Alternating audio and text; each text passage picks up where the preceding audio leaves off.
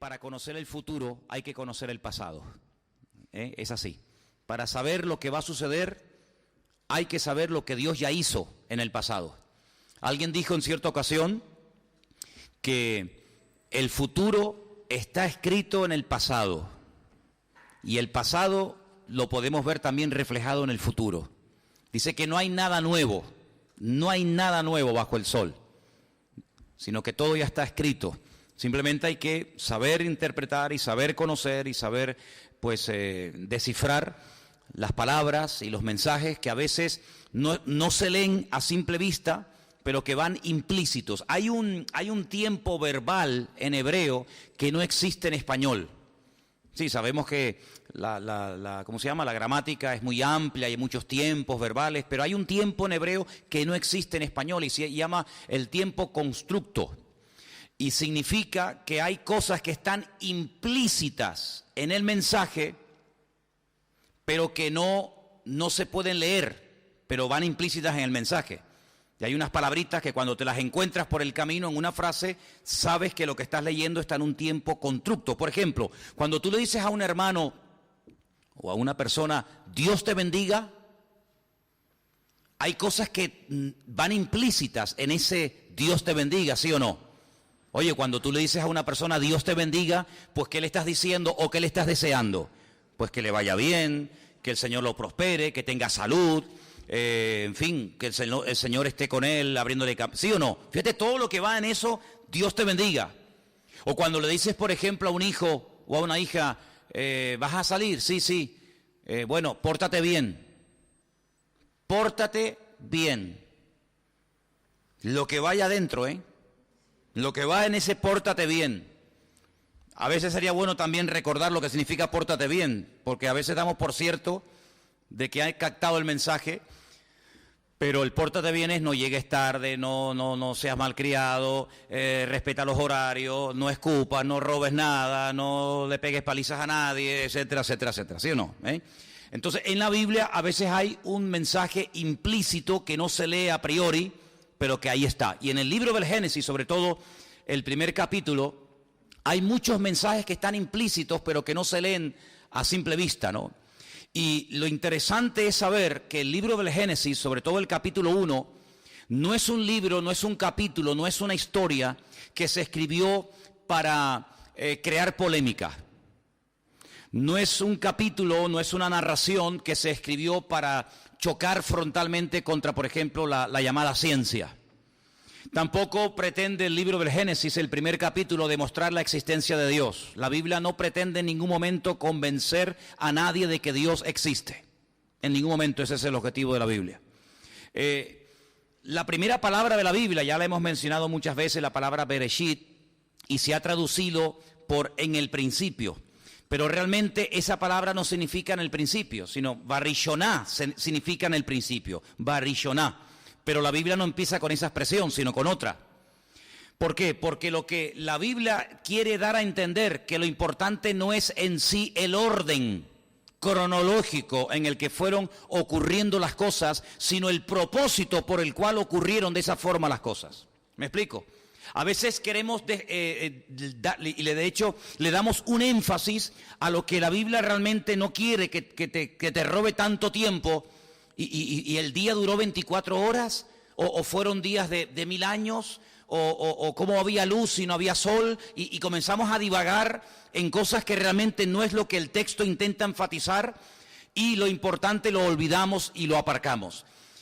Desde la primera palabra de la Biblia, la forma como está escrita, da a entender que lo que el Señor pretende es que el hombre capte el mensaje oculto de el propósito por el cual Dios creó lo que creó y por qué lo creó. ¿Me explico?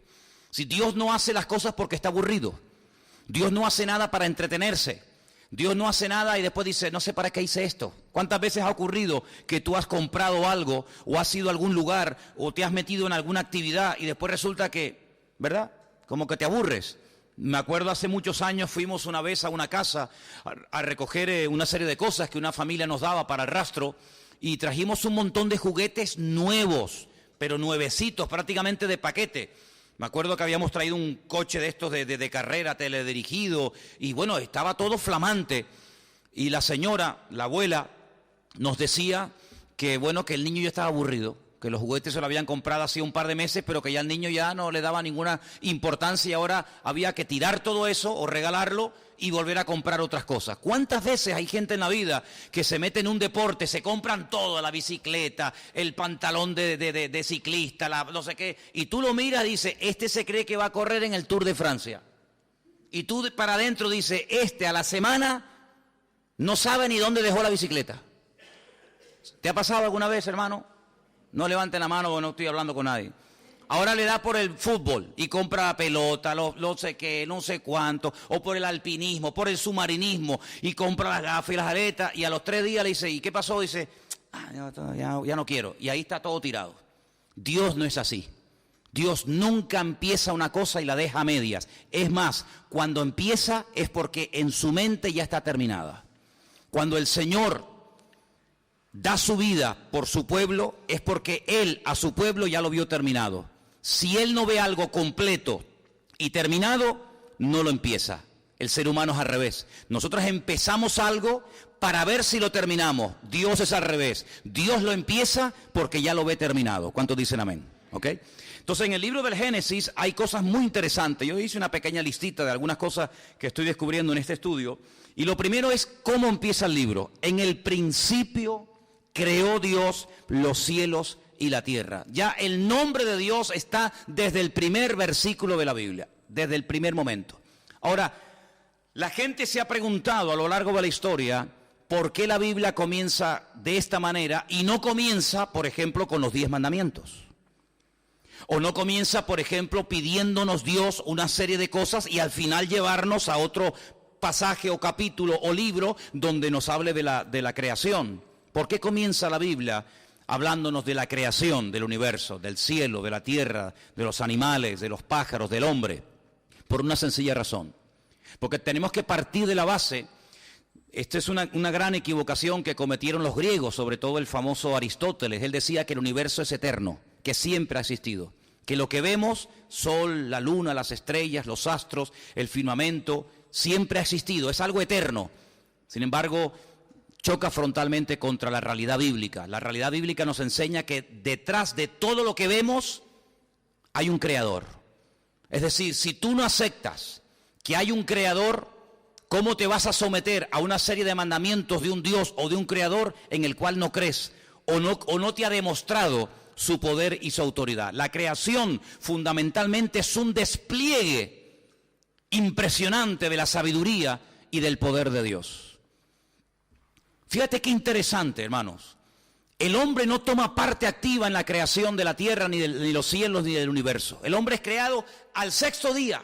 Es decir, que durante el 1º, 2º, 3º, 4º y 5º día, Dios no para de hacer, de crear y decir cosas sin necesidad de que el hombre, permítame la expresión entre comillas, le eche una mano. Esto es un golpe al ego del hombre. Porque si el hombre hubiera sido creado desde el primer día, podía haber llegado a creer la mentira, pero creer en esa mentira, de que el hombre participó de alguna manera en la obra creadora de Dios. Sin embargo, nada más lejos de la realidad. Prácticamente cuando todo ya está finalizado, ordenado y en su justo lugar, es cuando Dios crea al hombre. Por lo tanto, el hombre tiene que partir de la base de que incluso él mismo es un ser creado. Y es un ser creado con un propósito. Y todo lo que Dios ha hecho, lo ha creado para entregárselo al hombre, para que lo administre, para que lo cuide, para que lo proteja y para que a través de todas las obras de Dios, del sol, la luna, los mares, etcétera, pueda siempre recordar que detrás de todo lo que existe, de lo que pueden ver nuestros ojos y aún lo que no pueden ver, siempre está la mano de nuestro poderoso Dios. ¿Cuántos dicen amén? Así que la creación se creó con un propósito. No se creó porque Dios no tenía otra cosa que hacer, sino que se creó con un propósito concreto y definido. Ahora bien, la Biblia comienza diciendo en el principio, pero realmente es un principio. No es el principio principal, digamos, como el número 1, y a partir de ese vino el 2 y el 3, sino que simplemente es un principio de otros tantos que hubo. ¿Me explico? Dios creó muchas cosas antes de que comencemos a ver que Él está poniendo en orden lo creado. Fíjense qué interesante que lo primero que Dios crea dice que son los cielos y a continuación la tierra. Ahora, si observamos los cielos, según el nombre bíblico, porque claro, uno menciona la palabra cielos en nuestro idioma, y prácticamente sí, sabes a lo que te refieres, pero la palabra cielos en sí para nosotros no tiene una raíz etimológica que nos deja con la boca abierta diciendo, madre mía, lo que significa esta palabra. Sinceramente, la palabra cielo, si la estudias en español, no te dice nada. Pero como la Biblia fue escrita en el idioma de Dios, en el idioma perfecto, el idioma que Dios utilizaba para crear y el idioma que Dios permitió que se plasmara por escrito en su palabra, cuando Él emplea la palabra cielos, es la palabra hashamayim, los cielos. Y Él lo que hace es que une dos elementos, como es el agua y el fuego, y crea un término nuevo que son los cielos, que literalmente, si tradujéramos esa palabra, diríamos cielos, agua, fuego o fuego, agua. Es decir, que la unión entre el fuego y el agua es lo que nosotros conocemos con el nombre de cielos. Ahora, esto es algo que en nuestra mente no entra. Porque si tú le echas agua al fuego, lo apagas. Son dos elementos que no se llevan bien. No es como el agua y la electricidad, por ejemplo, ¿no? Que el agua es conductora de la electricidad. Es decir, el peor enemigo del fuego es el agua. Es decir, que cuando Dios crea los cielos y la tierra, crea una serie de elementos químicos que permiten la vida. Porque en el agua hay oxígeno. Y sabemos que, por ejemplo, para que haya fuego, tiene que haber oxígeno. Si no hay oxígeno, ¿qué pasa? El fuego se apaga. Tú enciendes una vela y le pones un vaso encima y en cuanto se consuma el oxígeno, termina apagándose. Por lo tanto, cuando el Señor dice que Él creó los cielos y la tierra, nos está hablando indirectamente de que Él creó de una forma, con una armonía alucinante, una serie de elementos químicos que era lo idóneo para la vida. Cuando Él crea los cielos y crea la tierra, a continuación pasa a decirnos que lo que estaba en caos, en desorden, en algo desastroso, no era el cielo, sino era la tierra. Miren el versículo 2. Y la tierra estaba, la versión Reina Valera dice, desordenada. También dice vacía. Era un caos, era un páramo, era un desierto, era un yermo total y absoluto, ¿verdad? Las palabras que aparecen ahí, tohu, babohu, son palabras que aparecen en otros versículos de la Biblia. Son palabras que cuando van juntas, porque a veces hay versículos que usa una u usa otra, pero cuando van juntas son sinónimas. La sensación, no hay una palabra exacta para traducir estos términos al español. Son palabras que, como que cuando tú ves algo que te produce asombro, te deja con la boca abierta, te deja sorprendido, te deja como diciendo, madre mía, esto es un desastre, esto no, ¿qué pasó aquí? Esa es la sensación que experimentaba el hombre en el caso de que hubiera visto en aquel momento lo que allí estaba pasando, ¿no? Ahora la pregunta es, ¿cómo un Dios perfecto que crea los cielos y la tierra, a continuación vemos que la tierra que Él ha creado está patas arriba, está destruida, está realmente, pues, en una situación de asombro, incluso hasta de tinieblas? Bueno, entre el versículo 1 y el versículo 2 se ha dicho muchas veces que ahí algo tuvo que ocurrir para que ese cielo y esa tierra perfecta que Dios había creado quedara en el versículo 2 de una forma totalmente desastrosa, arruinada y caótica, ¿no? En ningún momento del capítulo 1 de Génesis encontramos cuando Dios creó el agua, pero sin embargo el agua ya existía. Entonces ustedes van a ver que Dios, cuando sigue relatándonos en el capítulo 1 de Génesis la creación, o más bien la puesta en orden de la creación en muchos aspectos, Él separa las aguas, no crea las aguas. Ya las aguas las creó en el versículo 1, los cielos y la tierra. Cielo, la palabra cielo lleva el elemento del agua, es agua y fuego, lo acabo de decir. Luego, cuando Él separa las aguas ya existían. Y es la única vez en todo el relato de Génesis 1 donde no se emplea la expresión y vio Dios que era bueno. Porque cuando Dios separa, no emplea la palabra vio Dios que era bueno. Pero cuando hay unidad, cuando está completo algo, entonces Dios sí emplea la expresión vio Dios que era bueno. Ahora, podríamos hablar largo y tendido acerca de cada una de las cosas que Dios fue creando, el orden que fue estableciendo, ¿verdad? Para crear una cosa, para crear otra cosa. En nuestra mente no cabe que las tinieblas puedan convivir al mismo tiempo con la luz, porque en nuestra mente o hay luz o hay tinieblas, pero sin embargo hasta el cuarto día la forma de medir el tiempo, incluso el concepto luz, era completamente diferente a lo que nosotros entendemos hoy en día. Repito, porque para nosotros la luz no puede cohabitar, no puede existir con las tinieblas. Sin embargo, durante 4 días, pues, o durante algunos días, la luz y las tinieblas parece como que estaban juntas hasta que Dios las separa. Ahora, cuando Él crea la separación, cuando Él hace la separación entre el sol y el día y la noche, versículo 14, hay algo que Dios dice que es tremendamente llamativo y lo quiero leer. Dice, haya lumbreras en la expansión de los cielos. Y ahora dice 3 cosas muy interesantes que van a cumplir esas lumbreras. Dice, haya lumbreras en la expansión de los cielos, primero, para separar el día de la noche. ¿Sí? A partir de ahora, el día va a ser una cosa y la noche va a ser otra. Segundo, para que sirvan de señales para las estaciones. La palabra señales es una palabra muy interesante. Y después más adelante dice, y sean por lumbreras en la expansión de los cielos para alumbrar sobre la tierra. Es decir, lo que hace cuando crea el sol y cuando crea a la luna, le da 3 funciones. Repito, separar el día de la noche, servir como señales para los tiempos, días y años, y también para alumbrar a los hombres. Ahora, es interesante notar que una de las palabras que aparece ahí por primera vez en el relato de la Biblia es una palabra que se emplea, que es la palabra modín, y es la palabra que se emplea para las fiestas. Los judíos desarrollaron un sistema de calendario completamente diferente a todos los calendarios que en aquel tiempo regían el mundo, incluso en la actualidad.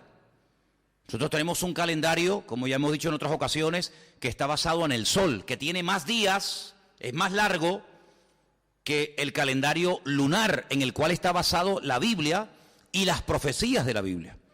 Cuando el Señor habla a los profetas a través de tiempos, a través de fechas, a través de fiestas o de acontecimientos, no utiliza el calendario solar. No existía el calendario solar, sino el único calendario que existía era el calendario lunar, ¿verdad? Que tiene 354 días. Es el ciclo de la luna, ¿verdad? Sin embargo, el ciclo del sol son 365 días. ¿Sí? El período de la luna está incorporado dentro del sol. ¿Y qué es lo que hacen? Para compensar la diferencia, cada cierto tiempo, ¿verdad? Se van cada vez abriendo una brecha entre uno y otro calendario, y lo que hacen es que tienen a veces, no siempre, pero a veces tienen un calendario de 13, no de 12, de 13 meses para compensar la diferencia. Ahora, fíjate la cantidad de fiestas y la cantidad de acontecimientos que están basados, temas proféticos que están basados en la Biblia en base al tema de la luna. Incluso en el libro del Apocalipsis dice la Biblia que hay una mujer que se pone encima de la luna. Y dice que fue una gran señal que vio Juan cuando estaba en el libro del Apocalipsis, ¿no? Así que la Biblia nos enseña que Dios puso a lo largo del universo una serie de señales, de puntos de referencia, para que el hombre supiera en todo momento, según el tiempo, lo que iba a acontecer. Me explico. Según el tiempo en el que uno se encuentre, acontecen una serie de cosas u otras. Por ejemplo, en el tiempo de Noé no se podía construir el primer templo de Jerusalén, porque el tiempo en el que vivió Noé no era el tiempo en el que el acontecimiento tremendo de la construcción del primer templo se llevara a cabo.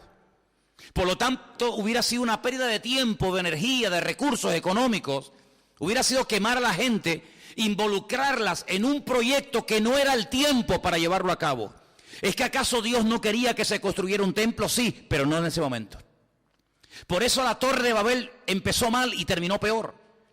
Porque no era el momento, no era el tiempo para que ese acontecimiento se llevara a cabo. Y por eso Dios lo tuvo que detener. Y se produjo una división y la gente fue esparcida por todas partes de la tierra.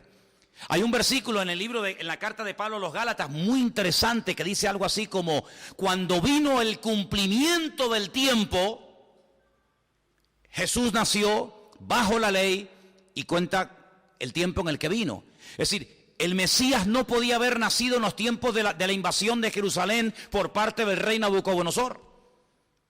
El Mesías no podía haber nacido en los tiempos de Nehemías, cuando vuelven del cautiverio en Babilonia. El Mesías no tenía que nacer cuando salieron de la esclavitud en Egipto. El Mesías tenía que nacer cuando Dios lo tenía establecido en su agenda, en su calendario. Por lo tanto, es muy importante que nosotros los creyentes conozcamos los tiempos. Por eso la Biblia alaba y habla muy bien de los famosos hijos de Isaacar. Ustedes saben que Isaacar era uno de los 12 hijos de Jacob. Y cada hijo tenía una característica. Eso es muy importante que lo sepamos. Y es muy bueno ver que, por ejemplo, los famosos hermanos gemelos Jacob y Esaú eran hijos del mismo padre, evidentemente, lógicamente de la misma madre, pero eran completamente diferentes por dentro y por fuera. No se podía esperar de Jacob lo que el padre esperaba de Esaú, ni viceversa, ¿verdad?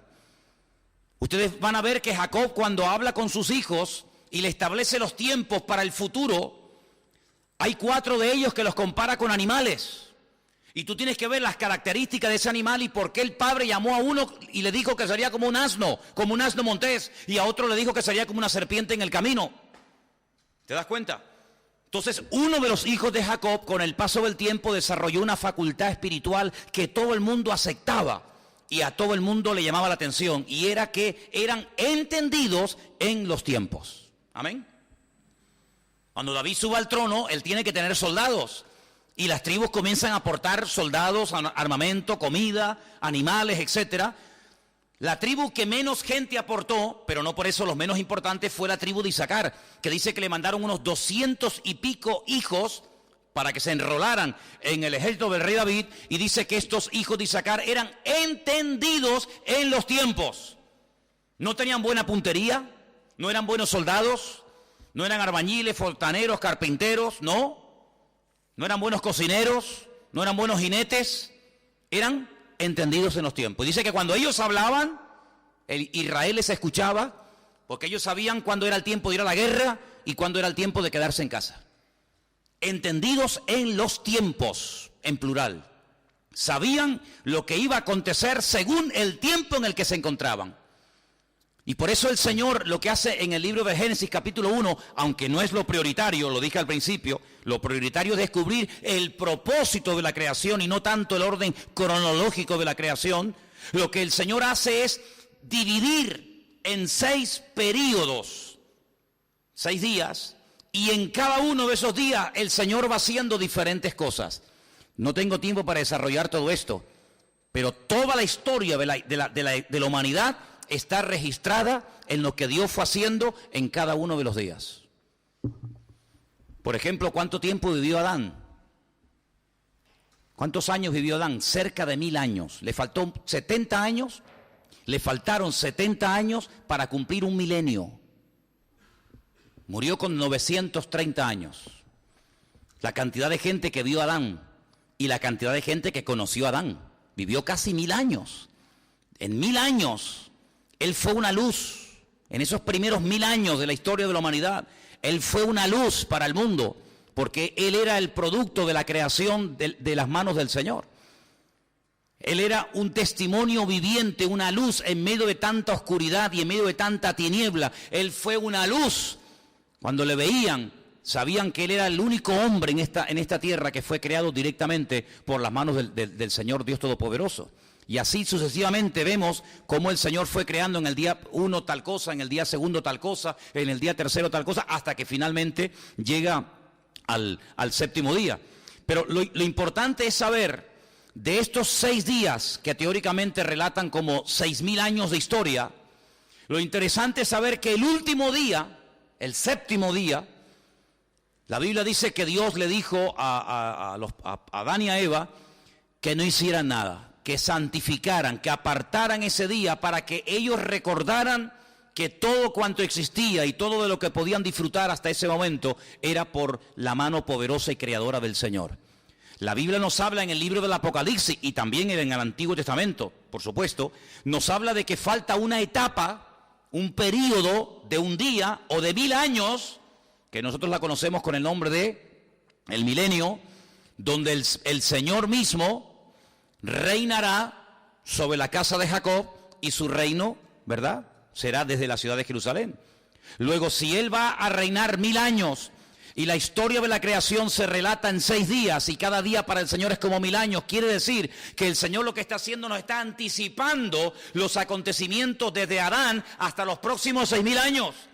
Y en cada etapa de ese tiempo, en cada etapa del camino, uno tiene que saber qué le corresponde hacer y qué no le corresponde hacer. Ustedes saben que un día estaba orando el patriarca Abraham y hay un momento en el que Dios le dice, tu descendencia estará cautiva en Egipto 400 años. Es decir, que Abraham sabía perfectamente que el pueblo de Israel, sus descendientes, tendrían que bajar a Egipto y permanecer como esclavos casi 400 años. Es decir, no se desesperen, no se amarguen, no se tiren de los pelos ni se depriman cuando han pasado ya 200 años y todavía el Señor nos tiene cautivos aquí en Egipto. Porque yo les he dicho que aquí van a estar 400 años. Por lo tanto, relájense, adáptense a las circunstancias. ¿Qué es lo que hace Jeremías? Ustedes pueden verlo en su libro. ¿Qué es lo que hace Jeremías cuando Jerusalén es atacada? Cuando el templo es destruido y se llevan a Nabucodonosor a miles y a miles de personas a Babilonia cautivo. Les manda cartas y les dice, tranquilícense, compren terrenos, edifiquen casas, planten viñas. Porque si ustedes están orando y creyendo que dentro de 4 o 5 años todo terminará y volverán a la tierra, se van a llevar una tremenda desilusión. Por lo tanto, yo les animo a que corten con el pasado y comiencen a echar raíces, porque no será hasta después de 70 años que ustedes volverán del cautiverio de Babilonia aquí a la ciudad de Jerusalén. Por lo tanto, Jeremías sabía perfectamente, por revelación del Señor evidentemente, cuánto tiempo iban a tener que estar esperando en el destierro antes de que les permitieran volver para construir Jerusalén. Por eso ustedes pueden ver en el famoso libro de Daniel, cuando el profeta Daniel en el capítulo 9 está orando, él dice que ha llegado a la conclusión de que están a punto, algunos dicen que estaba por el 68, 69, ya picando el año 70 de cautiverio. Por eso Daniel ora y ora y ora al Señor, dice, porque estaba yo leyendo los libros del profeta Jeremías que nos hablaba de 70 años de cautiverio. Es decir, hermanos, durante 70 años no estemos agobiados. Nos ha tocado vivir esta etapa de la vida. Claro, ya sé que hay gente que fue llevada al cautiverio y nunca volvió. Bueno, también sabemos que hay gente que nació como cautivos y murieron como cautivos. Pero también sabemos que hay gente que nació allí que volverían a Israel aunque no lo conocieran. Por lo tanto, lo que el Señor nos está diciendo en su palabra es, según el tiempo en el que usted viva, ciertas y determinadas cosas ocurrirán. Ahora bien, trasladando a esto a nuestro tiempo presente, la pregunta es, ¿en qué tiempo estamos? ¿En qué tiempo de la historia estamos? ¿En qué parte del reloj estamos? Bueno, amados hermanos, la Biblia nos habla acerca de una etapa que la llama los últimos tiempos. Los últimos tiempos. Una vez, como le decía Pepita el otro día, fui a una sinagoga, creo que fue allí en Jerusalén, y vi en la pared una fotografía, un póster de un reloj que marcaba las 12 menos 5. Y pregunté, ¿por qué? No era un reloj, sino era como una fotografía, un dibujo. Digo, ¿por qué pone las 12 menos 5? Dice, porque nosotros creemos que el Mesías está próximo a venir. Es como decir, metafóricamente, ¿no? Faltan 5 minutos para que el Señor venga. Fíjate tú en la mentalidad de ellos, cómo saben, porque ellos llevan el calendario bíblico. Aparte de también ellos llevan el calendario bíblico. Y saben que ya hemos salido del año 6000. Desde que el Señor creó a Adán y Eva. Por lo tanto, amados hermanos, nosotros no estamos en el tiempo de ver cómo los romanos van a prender al Mesías y lo van a crucificar. Pero hubo una generación que el Señor le dijo, a esta generación lo que se le va a permitir ver, y lo van a ver, es que al Hijo del Hombre lo levantan y lo meten bajo tierra, y así como Jonás estuvo en el vientre de la tierra 3 días y 3 noches, así también estará el Hijo del Hombre. Es decir, que hubo una generación que lo vio nacer, lo vio morir y lo vio resucitar y también ascender, pero no lo vieron venir. ¿Te das cuenta? Fue una generación muy completa, porque lo vieron cómo nació, cómo vivió, cómo murió y dónde, cómo resucitó, cómo ascendió, pero se murieron y no lo vieron venir. Luego queda una generación en el tiempo de Dios que tendrá que ver ese último detalle tan interesante, que es verlo venir en las nubes. Y dice la Biblia que cuando Él venga, en esta ocasión no será como en la primera venida, que unos poquitos se enteraron, sino que en esta ocasión dice que todo ojo le verá y toda rodilla se doblará y confesará que Cristo es el Señor, para gloria de Dios Padre. Ahora, la última generación, que somos nosotros, será la generación que más señales proféticas vea que se cumplan. Así de claro. Por ejemplo, si nosotros hubiéramos vivido en el tiempo que estaba, vamos a poner, faltan 15 días para que María dé a luz en Belén de Judea. Y tú eres, por ejemplo, no sé, un ganadero, un agricultor, un vendedor de joyas o de animales o de telas, me da igual. Si tú hubieras vivido en aquellos días previos, esas semanas o meses previos al nacimiento del Mesías, no había nada espectacular que tenía que acontecer para decir, ya nació, ya nació. Los únicos que vieron algo espectacular, y curiosamente no en Jerusalén, no en Israel, sino a centenares de kilómetros, fueron aquellos hombres que estaban todavía con el antiguo sistema astrológico, mirando a las estrellas, a las lumbreras, porque no tenían Biblia. Y la Biblia nos enseña que Dios habla a la gente según el nivel en el que se encuentre. Si tú tienes Biblia, a ti Dios no te va a hablar por las estrellas. Pero aquellos que no tenían Biblia, pero conocían las estrellas y el nombre de las estrellas que Dios le puso en el principio, llegaron a una conclusión de que su estrella, la alineación de aquellos planetas se había producido, por lo tanto el Mesías ya había nacido en Belén de Judea.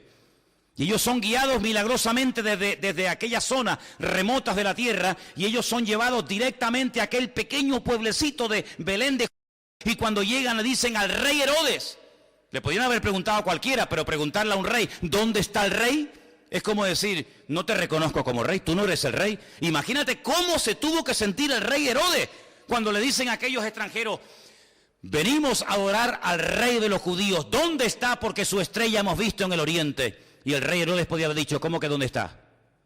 Yo soy el rey Herodes. Ahora, hay una montaña en Israel, a las afueras de Jerusalén, que se llama el Herodión. Es una montaña espectacular. Ustedes saben que en la Biblia hay varios hombres que se llaman Herodes, el padre, el hijo, el nieto, ¿verdad? El Agripa, el grande, ¿verdad? Este hombre, uno de los reyes Herodes, tenía una obsesión por las construcciones. Le encantaba construir obras faraónicas. Ahí tenemos, por ejemplo, la famosa ciudad de Cesarea la Marítima, hemos estado en ellas varias veces. Tenemos la fortaleza de Masada, y tenemos otras cosas. Pero la montaña llamada el Herodión es espectacular porque es una montaña enorme, que él lo que dice es que la corten por la mitad. Y cuando cortan una montaña por la mitad, es como decir, en el Teide quiero vivir, pero no en la punta, sino quiero que lo corten por la mitad, lo aplanen, lo dejen llano y me hagan un palacio. Y allí vivía Herodes, en el famoso Herodión, que hasta el día de hoy se puede visitar. Hace muy poco tiempo descubrieron la tumba del rey Herodes y allí está. Es territorio palestino, pero se puede entrar, se puede visitar. Cuando ellos venían, con lo primero que se encontraron fue con la montaña cortada, donde había un palacio enorme llamado el Herodión, donde vivía el rey Herodes, pero ellos sabían que ese Herodes no era al que ellos venían a adorar, era otro. Y dice la Biblia que cuando llegaron, era un niño pequeño. No está ya en el pesebre, en Azucá, porque ya ha pasado un tiempo, como mínimo 2 años, pues como mínimo han pasado 2 años desde que los pastores lo visitan, en aquellas condiciones en las que nació, hasta que ellos llegan han pasado 2 años. Por eso el rey Herodes dice, bueno, para que no se nos escape ninguno, todos los menores de 2 años que los maten, ¿verdad? Pero es interesante notar que ellos supieron discernir el tiempo de la venida del Mesías por las lumbreras, por los astros en el firmamento. Claro, el enemigo siempre ha utilizado este sistema de la astrología, ¿verdad? Pues para pronosticar y para averiguar y para, en fin, para tantas y tantas cosas. Pero sí hay un momento en la historia en el que el Señor hablaba a través de las constelaciones. Porque dice la Biblia que los cielos cuentan, Salmo 19, los cielos cuentan, los cielos relatan la gloria de Dios y el firmamento, las obras de sus manos. Un día emite palabra a otro día. Lo que pasa es que la gente no sabe qué palabra dicen, pero dice que un día emite palabra a otro día. Y pone el ejemplo del novio, ¿no? Que sale de su tálamo y dice que hace un recorrido y sale de un lugar y llega al otro lugar y otra vez lo hace y es un círculo continuo y permanente. Es decir, en el libro del Génesis lo que encontramos es un orden que Dios lo que hace es que se mete en nuestro tiempo. Dios es un Dios atemporal. Dios no envejece, Dios no se cansa. La expresión que Dios descansó es una expresión humana para explicar un concepto divino. No es que descansó porque estaba cansado y dijo, uy, voy a descansar un poquito, sino que realmente la idea es, cesó de hablar. Ya no dijo nada. Y al dejar de hablar, cesó la creación. Y entonces el Señor lo que hace es decir, el ejemplo que yo les he dado de dejar de hablar, dejar de crear, es lo que ustedes tienen que hacer para dar testimonio al mundo de que ustedes creen en la obra creadora del Señor, del Dios Todopoderoso, pero al mismo tiempo el apóstol Pablo va más allá y dice, así como Dios, entre comillas, descansó de sus obras, ustedes también tienen que descansar de sus obras, pero de esas obras muertas que lo que han hecho es fatigarte, cansarte y darte en todo caso gloria a ti y no darle gloria al Señor. Y hay que arrepentirse, dice la Biblia, de esas obras muertas. Así que en el libro del Génesis lo que encontramos es el propósito por el cual Dios crea al hombre. Ahora, Dios crea al hombre de una forma tan perfecta que en cierto sentido no es la palabra correcta, pero para que nos entendamos, una especie de reproducción en miniatura de las características espirituales de Dios. Dios no tiene imagen, por lo tanto no tiene medida, no tiene forma. ¿Cuánto mide Dios? ¿Cuánto pesa Dios?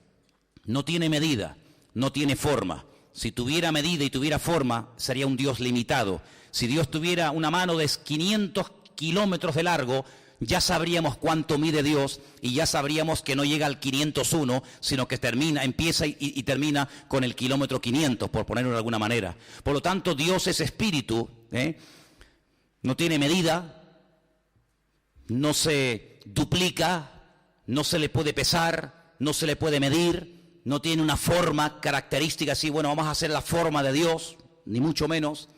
Pero Dios lo que hace es transmite al hombre su esencia, la capacidad de razonar, la capacidad de pensar, la capacidad de tomar decisiones, la capacidad de hacer justicia. ¿Qué es lo que hace el hombre? El hombre no solamente tiene estos atributos que su Dios, su Creador, le ha dado, sino que además goza de perfección. Goza de perfección y la perfección significa que es un ser completo. En esa perfección que el hombre tenía, decide utilizar su libre albedrío para rebelarse en contra de su Creador. Peca contra Dios, se rebela contra el Señor Dios Todopoderoso y automáticamente las consecuencias comienza a experimentarlas. Lo interesante es notar que el hombre cayó después que su esposa. Dice la Biblia que Eva, su esposa, Java, el nombre original de Eva no es Eva, es Java, que significa vida. Pecó primero y luego ella lleva a su marido, lleva al hombre a desobedecer a Dios, a rebelarse contra Dios. Yo quisiera que ustedes en casa detenidamente lean en estos días el capítulo 3 del libro del Génesis y os vais a dar cuenta qué conversación tan interesante, pero qué peligrosa mantiene esta mujer con este personaje llamado Satanás, donde ella dice cosas que Dios nunca había dicho. Donde ella añade y le dice al diablo cosas que Dios jamás le había dicho a ella. Pero ella añade cosas y le da como ideas al diablo y el diablo la tienta y ella ve que lo que ella ha dicho no se cumple y automáticamente pues peca y desobedece y todos conocemos el resto de la historia. A partir de ese momento la relación del hombre con Dios se deteriora.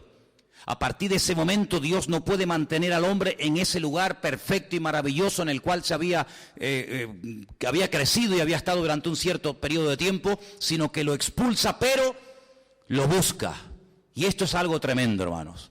Ver cómo el Creador sabe que el hombre ha pecado, sabe que el hombre ha desobedecido, pero no se lava las manos y le dice ahí te quedas, sino que lo busca. Lo llama por el nombre que Él le dio y confronta al hombre con su cruda realidad, porque sin confrontación no hay cambio. Hay gente que dice, no, ese tema no lo toques. No, no hables de eso porque se va a armar el follón. Dios hace todo lo contrario y dice, no, vamos a tocar ese tema para que se monte el follón.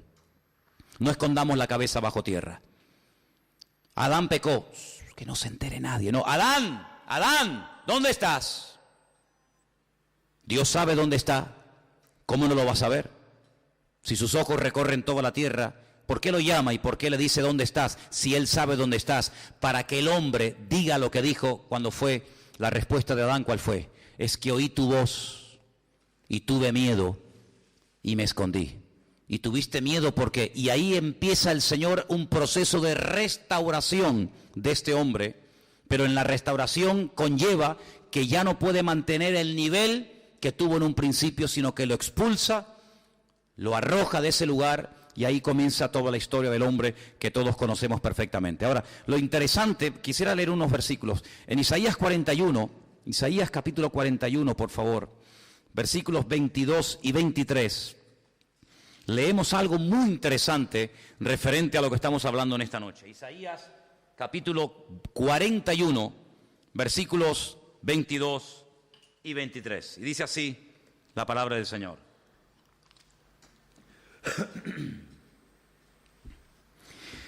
Traigan, anúnciennos lo que ha de venir. Díganos lo que ha pasado desde el principio y pondremos nuestro corazón en ello. Y sepamos también su postrimería y hacednos entender lo que ha de venir. Dios está confrontando a los ídolos que ellos están adorando en vez de adorar al verdadero Dios. Y Dios le dice, bueno, si ustedes han decidido cambiarme a mí por otros dioses, pregúntenle a esos ídolos, pregúntenle a esos dioses que te hablen de lo que pasó. Pregúntenle, pinchen a esos dioses y díganle, cuéntame lo que va a pasar en el futuro. Y dice el versículo 23, dadnos nuevas y dadnos noticias de lo que ha de ser después, para que sepamos que vosotros sois dioses. O a lo menos haced bien o mal, para que tengamos que contar y juntamente nos maravillemos. En otras palabras, Dios emplea como argumento de su poder y de su autoridad que conoce lo que pasó, lo que está pasando y lo que pasará en el futuro, y lo cuenta de antemano para que cuando ocurran la gente tenga conciencia de que Dios ya te lo había dicho de antemano. Cristo utilizó durante su ministerio en varias ocasiones este sistema. Él dijo en varias ocasiones a sus discípulos, seguro que lo vas a recordar, esto que yo os estoy diciendo ahora, ustedes no lo entienden, pero yo te lo estoy diciendo ahora para que cuando acontezca se acuerden de que yo ya te lo había dicho. Y efectivamente dice la Biblia que cuando el Señor resucitó al tercer día, entendieron aquella frase que les dijo, destruid este templo y en 3 días lo volveré a reconstruir. Dice, ahora entendemos que no se refería al templo de Jerusalén, sino al templo de su cuerpo. ¿Cuántos dicen amén? Si seguimos en Isaías, vamos al capítulo 46, versículos 9 y 10, dice, acordaos de las cosas pasadas desde los tiempos antiguos, acordaos, porque yo soy Dios y no hay otro Dios, y nada hay semejante a mí. Ahora viene lo interesante, dice, que anuncio lo por venir, ¿desde dónde? Desde el principio. La palabra principio en la Biblia es Bereshit. ¿Cuál es la primera palabra de la Biblia? Bereshit bara Elohim el hashamayim bet haaretz. Bereshit es la primera palabra que aparece en la Biblia. ¿Qué te está diciendo? Yo anuncio lo por venir desde el Bereshit. ¿Lo pillas o no? Desde la primera palabra de la Biblia te estoy contando lo que va a pasar al final. Y desde la antigüedad lo que aún no he hecho. Ahora, este versículo, que yo lo tengo aquí subrayado en amarillo, este versículo que dice, y lo vuelvo a repetir, yo anuncio lo por venir desde Bereshit, desde el principio, y desde la antigüedad lo que aún no ha hecho, se puede leer, léelo al revés. No lo digo a ustedes, porque si lo leen al revés no dice nada. Pero en el hebreo, este versículo, si tú lo lees, en hebreo se lee de derecha a izquierda. Nosotros leemos de izquierda a derecha, ¿sí o no? En hebreo este versículo, si tú lo lees de derecha a izquierda, dice lo que te acabo de leer. Pero si tú lo lees de izquierda a derecha, dice, te cuento el principio al revés desde el principio. Te cuento el final desde el principio leyéndolo al revés. ¿Lo pilláis o no? No lo pilláis. Si leemos el texto en hebreo y lo traducimos, dice, anuncio lo por venir desde el principio. Principio es la palabra Bereshit. El libro del Génesis en la Biblia se llama Bereshit, no se llama Génesis, se llama Bereshit. ¿Por qué? Porque la primera palabra del libro del Génesis es la palabra Bereshit. Entonces, en vez de poner la palabra principio, pon la palabra Bereshit. Yo anuncio lo por venir desde el Bereshit, desde el Génesis. ¿Lo pilláis ahora? Y desde la antigüedad lo que aún no era hecho. Si tú este versículo en hebreo, en español no sale. Si tú este versículo en hebreo, en vez de leerlo de derecha a izquierda, como se lee en hebreo, lo lees de izquierda a derecha, te dice textualmente, yo anuncio lo que ha de acontecer leyendo al revés desde el principio. Es decir, Dios como que codifica el futuro y en las páginas de la historia, según lo que va aconteciendo, te va relatando lo que va a ocurrir en cada momento de la historia de la humanidad. Cuando una mujer está embarazada y sabe que le quedan, en teoría, 9 meses, ¿sí o no? 9 meses, si tú coges un libro de medicina, y muchas mujeres lo hacen cuando están embarazadas, ya después no lo hacen más, pero hay muchas mujeres que cuando están embarazadas se compran un libro donde a veces se ve hasta una fotografía o un dibujo del proceso de crecimiento y desarrollo del niño durante los 9 meses. Y puedes ver que al mes se está formando, yo qué sé. Bueno, aquí hay una doctora que puede hablar mejor que yo de esto, ¿no? En el primer mes se forma esto y esto. En el segundo mes esto y esto. En el cuarto mes esto y esto. Hay un proceso. Es un humano, sí, pero en proceso. Si saliera a los 2 meses o a los 3 meses, pues tú imagínate. Desde el primer momento tiene vida. Ahí tienes la ecografía, mira, es un niño, es una niña. Pero tienes que esperar. Hay un proceso de 9 meses. El proceso de parto de la humanidad tiene 6 días y un día de descanso, que es el famoso Shabbat, el milenio, donde el Señor gobierna. Es decir, si tú coges un libro de medicina, sabes que en el 5.º mes el niño está cogiendo peso. Al niño le está saliendo el pelo, se le están fortaleciendo las manos, los pies, yo qué sé. Si tú coges la Biblia y dices, vamos a ver, ¿qué pasó en los días del rey David? Guerras, y venga más guerra, y venga más guerra. Llegó un momento en que se acabaron las guerras, ya no había guerras, ya no había que luchar contra nadie, porque ni siquiera había país que defender, dispersados por todas las naciones de la tierra. Pero en ese proceso, llegó un momento en el que Dios dijo, ahora en este tiempo, volverán a resurgir de las cenizas los huesos secos. Ezequiel 37. Y cuando al final de la visión Ezequiel pregunta y dice, ¿y estos huesos secos a los cuales yo les prediqué? Y de repente veo en la visión que se levantan, huesos secos, muertos, que se levantan y se pone el hueso con su hueso, la tibia, el peroné, cada uno en su sitio, y ahora se le pega los tendones y la carne y los músculos. Señor, ¿esto qué es? El Señor dice, esto que estás viendo, esta es la casa de Israel, que en los últimos tiempos será restaurada y volverán otra vez a su tierra. Ese proféticamente, pero no fue hasta 1948 que esa profecía que Ezequiel vio en una visión se cumplió ante los ojos del mundo entero.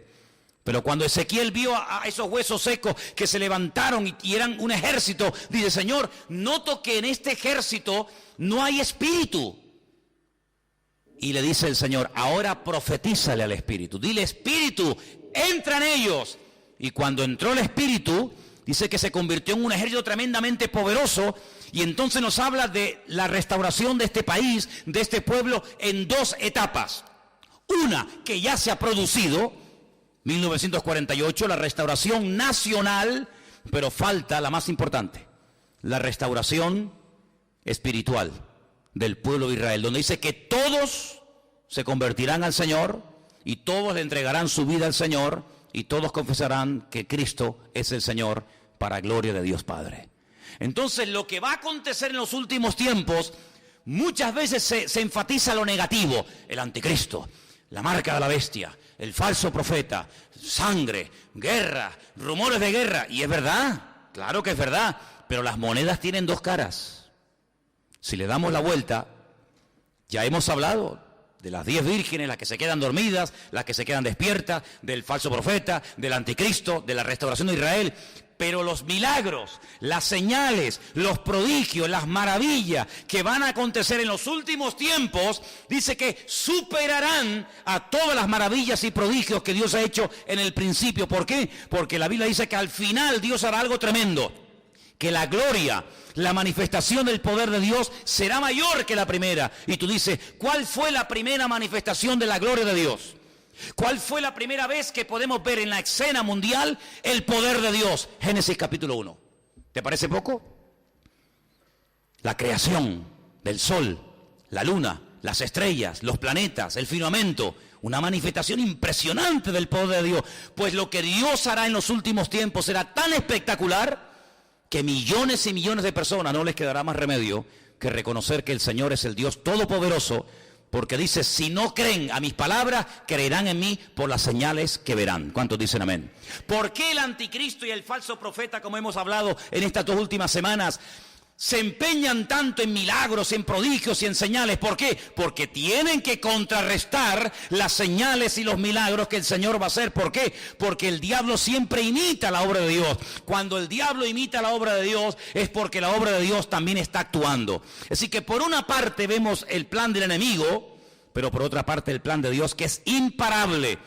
Y quiero decirles, y lo podemos decir categóricamente, que estamos ya en el 6º día. En el 6º día, no estamos ni en el 3º, ni en el 4º, ni en el 5º, estamos ya en el 6º milenio. ¿Cuántos años han pasado bíblicamente? ¿Cuántos años han pasado desde que Dios puso a Adán en el jardín del Edén hasta hoy? 5.770 y tantos años. Y ustedes dicen: sí, pero es que se ha descubierto que una montaña, para poder formarse, necesita 3 millones de años. Efectivamente.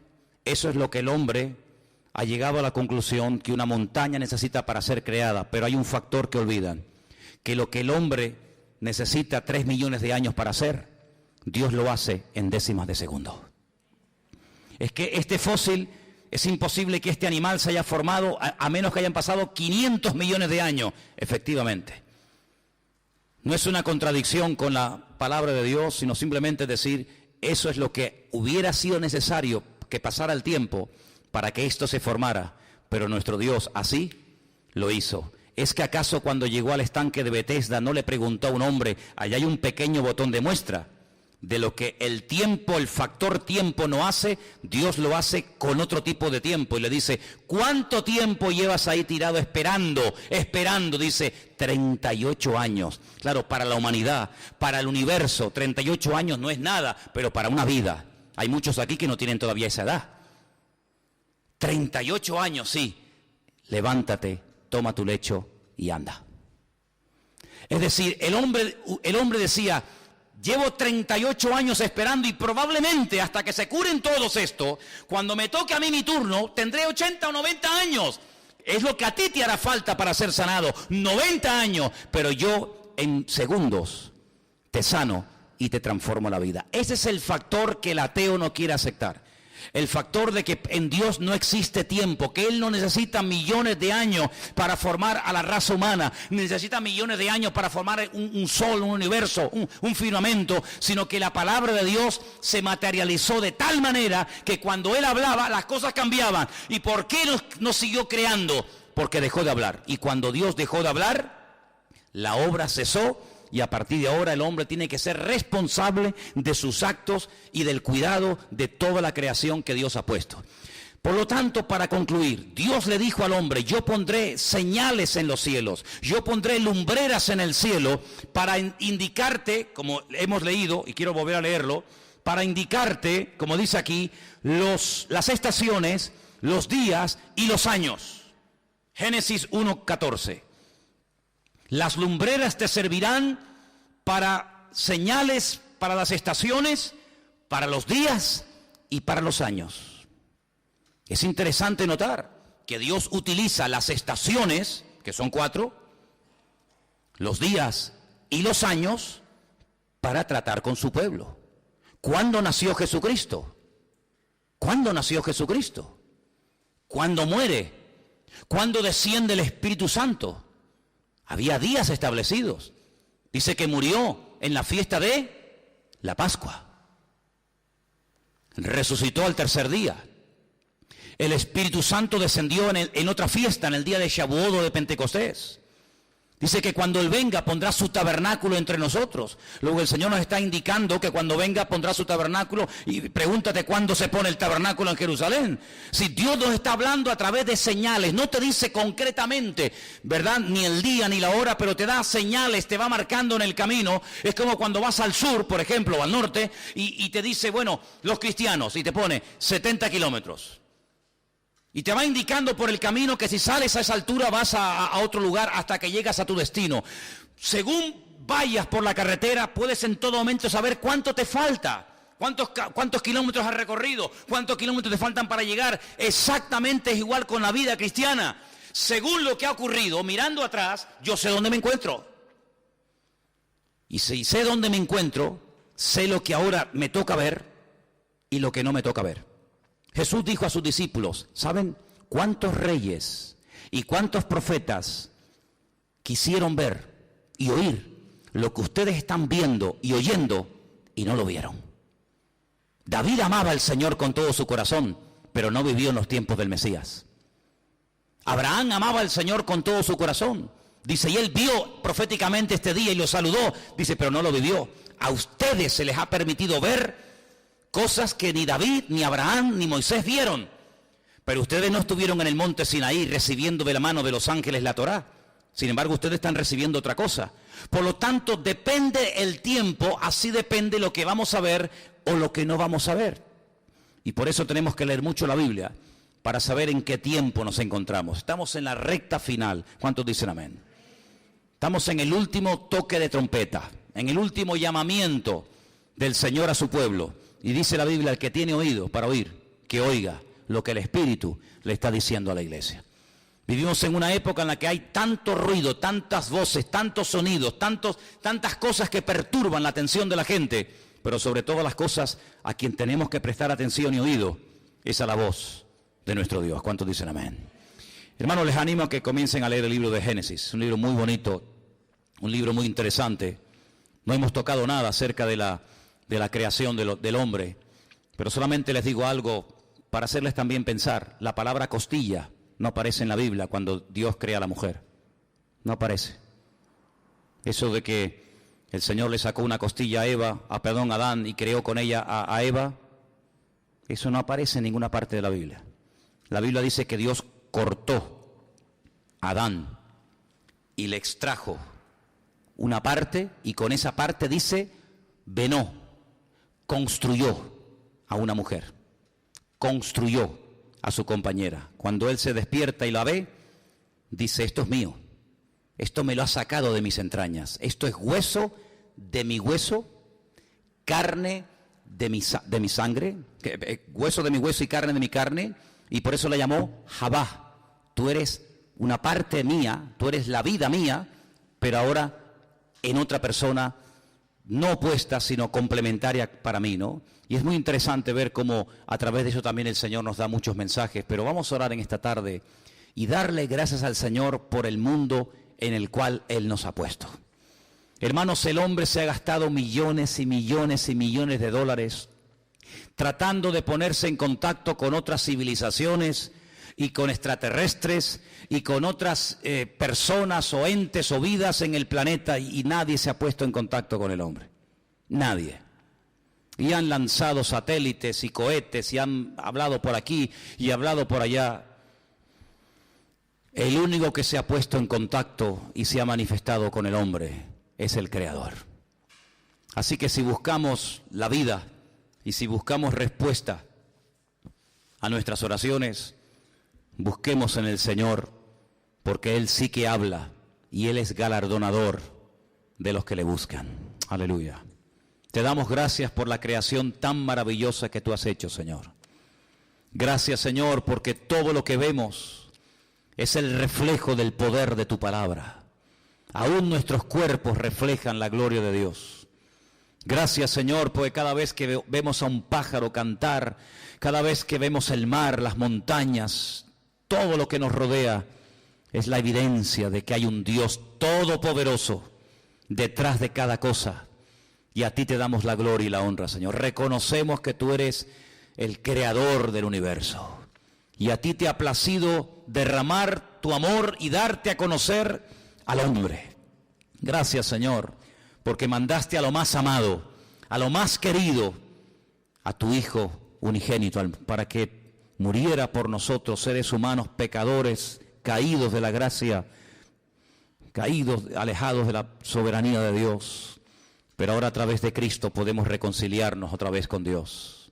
Señor, gracias por tu amor, gracias por tu palabra que nos habla de un Dios grande y maravilloso, que no necesitó de nada ni de nadie para crear, pero Señor, que busca al hombre porque lo ama y lo quiere bendecir y lo quiere restaurar. Señor, aquí estamos delante de tu presencia, dándote las gracias porque tú eres un Dios tan bueno que nos has permitido hasta el día de hoy vivir y disfrutar de este mundo. Y te pedimos por todos nuestros hermanos, Señor, que tú los bendigas y que nunca olvidemos que tú eres nuestro creador y que no nos hemos hecho a nosotros mismos, sino que somos ovejas de tu prado. Bendito sea tu nombre, Señor. Recibe la gloria y la honra en esta noche, en el bendito nombre de Jesús. Amén. Jesús. Amén. Jesús. Amén. Jesús. Amén. Jesús. Amén. Jesús. Amén. Jesús. Amén.